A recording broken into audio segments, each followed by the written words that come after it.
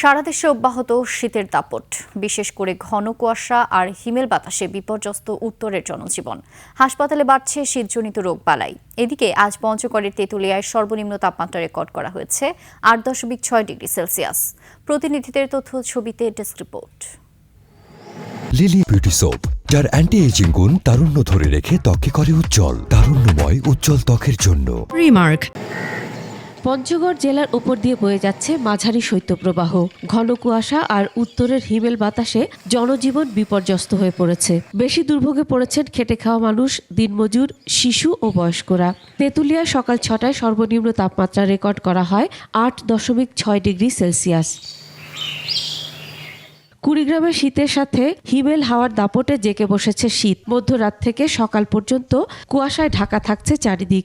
সকাল 6টায় জেলায় সর্বনিম্ন তাপমাত্রা 10.2 ডিগ্রি সেলসিয়াস রেকর্ড করা হয়। কনকনে ঠান্ডা বাতাস আর কুয়াশায় গাইবান্ধায় জেঁকে বসেছে শীত। এতে দুর্ভোগ বেড়েছে শ্রমজীবী খেটে খাওয়া মানুষের। হাসপাতালগুলোতে শীতজনিত নানা রোগে আক্রান্তের সংখ্যা বাড়ছে। সিরাজগঞ্জে কুয়াশার মাত্রা কিছুটা কমলেও হাড় কাঁপানো প্রচণ্ড শীতে মানুষের দুর্ভোগ বেড়েই চলেছে। সকাল 6টায় তাপমাত্রা ছিল 10.7 ডিগ্রি সেলসিয়াস। এছাড়া নৌ চলাচল ব্যাহত হয়, মানুষ বিপাকে পড়েছে, কমে গেছে আয়। রংপুর অঞ্চলে হাড় কাঁপানো শৈত্যপ্রবাহ অব্যাহত রয়েছে, সেই সাথে কুয়াশা আর হিমেল বাতাস। শীতজনিত নানা রোগবালাই ব্যাপকভাবে ছড়িয়ে পড়ছে। শরীয়তপুরে একদিকে যেমন বাড়ছে শীত, অন্যদিকে উদ্বেগজনক হারে বাড়ছে ডায়রিয়ার প্রকোপ। বেশি আক্রান্ত হচ্ছে শিশু ও বয়স্করা। শীতজনিত রোগ থেকে পরিত্রাণের জন্য সবাইকে সতর্ক থাকার পরামর্শ চিকিৎসকদের।